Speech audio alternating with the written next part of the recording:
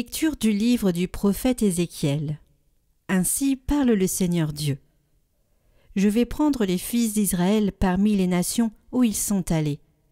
Je les rassemblerai de partout et je le ramènerai sur leur terre. J'en ferai une seule nation dans le pays, sur les montagnes d'Israël. Ils n'auront tous qu'un seul roi. Ils ne formeront plus deux nations. Ils ne seront plus divisés en deux royaumes. Ils ne se rendront plus impurs avec leurs idoles immondes et leurs horreurs, avec toutes leurs révoltes. Je les sauverai en les retirant de tous les lieux où ils habitent et où ils ont péché. Je les purifierai. Alors ils seront mon peuple, et moi je serai leur Dieu. Mon serviteur David régnera sur eux. Ils n'auront tous qu'un seul berger. Ils marcheront selon mes ordonnances. Ils garderont mes décrets et les mettront en pratique. Ils habiteront le pays que j'ai donné à mon serviteur Jacob, le pays que leurs pères ont habité. Ils habiteront eux-mêmes et leurs fils, et les fils de leurs fils pour toujours. David, mon serviteur, sera leur prince pour toujours. Je conclurai avec eux une alliance de paix, une alliance éternelle. Je les rétablirai, je les multiplierai. Je mettrai mon sanctuaire au milieu d'eux pour toujours. Ma demeure sera chez eux, je serai leur Dieu, et ils seront mon peuple. Alors les nations sauront que je suis le Seigneur, celui qui sanctifie Israël, lorsque mon sanctuaire sera au milieu d'eux pour toujours.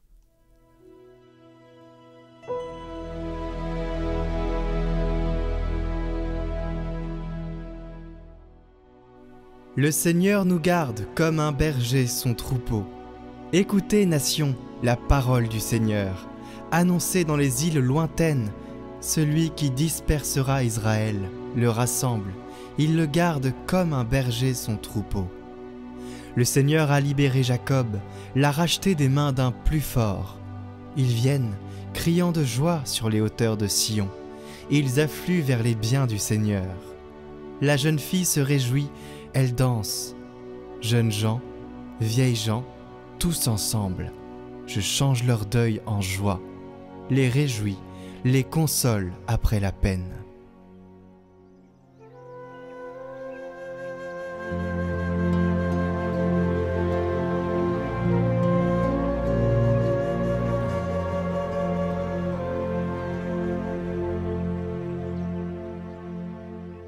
Évangile de Jésus-Christ selon saint Jean.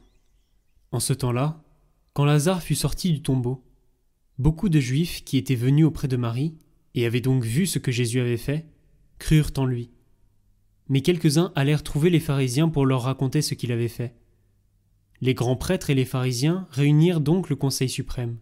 Ils disaient : « Qu'allons-nous faire ? Cet homme accomplit un grand nombre de signes. Si nous le laissons faire, tout le monde va croire en lui. Et les Romains viendront détruire notre lieu saint et notre nation. » Alors, l'un d'entre eux, Caïphe, qui était grand prêtre cette année-là, leur dit : « Vous n'y comprenez rien, vous ne voyez pas quel est votre intérêt. Il vaut mieux qu'un seul homme meure pour le peuple, et que l'ensemble de la nation ne périsse pas. » Ce qu'il disait là ne venait pas de lui-même. Mais étant grand prêtre cette année-là, il prophétisa que Jésus allait mourir pour la nation. Et ce n'était pas seulement pour la nation, c'était afin de rassembler dans l'unité les enfants de Dieu dispersés. À partir de ce jour-là, ils décidèrent de le tuer. C'est pourquoi Jésus ne se déplaçait plus ouvertement parmi les Juifs. Il partit pour la région proche du désert, dans la ville d'Éphraïm, où il séjourna avec ses disciples. Or, la Pâque juive était proche, et beaucoup montèrent de la campagne à Jérusalem pour se purifier avant la Pâque. Ils cherchaient Jésus, et, dans le temple, ils se disaient entre eux : « Qu'en pensez-vous ? Il ne viendra sûrement pas à la fête ?» Les grands prêtres et les pharisiens avaient donné des ordres. Quiconque saurait où il était devait le dénoncer, pour qu'on puisse l'arrêter.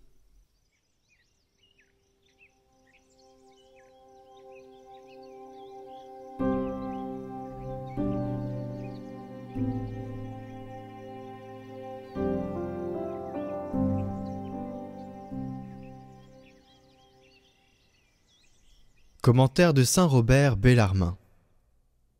Ô Seigneur, tout ce que tu nous enseignes pourrait sembler trop difficile, trop lourd, si tu parlais d'une autre tribune. Mais puisque tu nous instruis plus par l'exemple que par la parole, toi qui es Seigneur et Maître, comment oserons-nous dire le contraire, nous qui sommes les serviteurs et les élèves? Ce que tu dis est parfaitement vrai, ce que tu ordonnes parfaitement juste. Cette croix d'où tu parles l'atteste. Ce sang qui coule à flots témoigne aussi, il crie de toutes ses forces. Et enfin, cette mort même, si elle a pu déchirer à distance le voile du temple et fendre les pierres les plus dures, comment ne ferait-elle pas de même, et plus encore, pour le cœur des croyants? Comment ne les amènerait-elle pas à se soumettre? Seigneur, nous voulons te rendre amour pour amour, et si le désir de te suivre ne procède pas encore de notre amour pour toi, car il est bien faible, qu'il vienne du moins de notre amour de ton amour. Si tu nous attires après toi, nous courons à l'odeur de tes parfums. Nous ne désirons pas seulement t'aimer, te suivre, mais nous sommes résolus à mépriser ce monde. Lorsque nous voyons que toi, notre chef, tu n'as pas accaparé les joies de cette vie, nous te voyons affronter la mort, non dans un lit, mais sur le bois qui rend la justice. Bien que roi, tu ne veux pas avoir d'autre trône que ce gibet.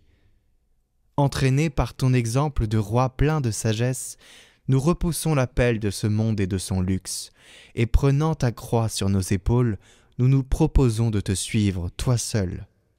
Accorde-nous seulement l'aide nécessaire, rends-nous assez forts pour te suivre. Salut à tous, je sais pas vous, mais moi c'est une période où je suis très ému à chaque fois. Cette période des rameaux, juste avant la passion du Seigneur. Parce que je ressens absolument toute la puissance du Seigneur, sa miséricorde qui se déverse et qui va se déverser sur le monde. Et toutes les âmes, intérieurement, certaines sans le savoir, trépignent de joie pour leur salut et celui du monde. Et les anges qui nous entourent nous communiquent aussi cette joie du Sauveur qui vient, qui arrive.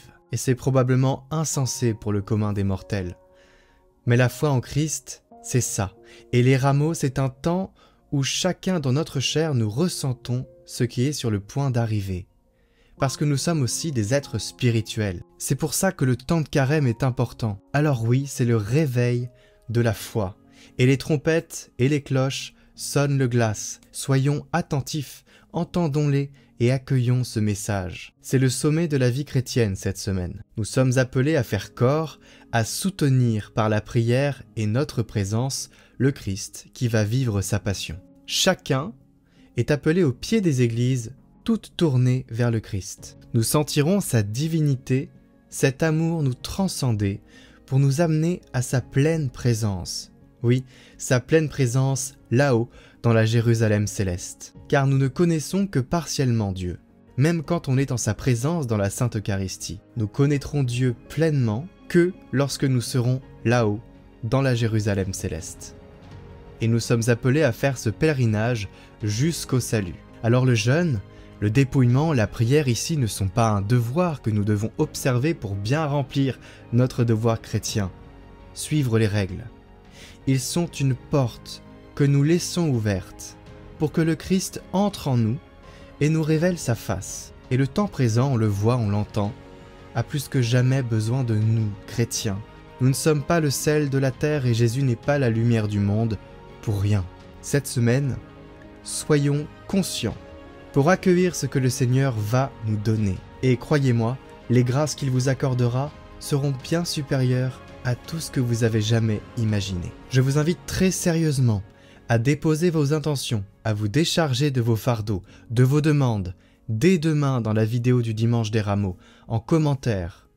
Et pour ceux qui n'y seraient pas partageables, à vous imaginer les déposer devant la croix du Seigneur, demain, pendant les rameaux. Demain alors nous ferons une prière pour les déposer ensemble, et nous prierons chacun pour ses intentions dans la vidéo.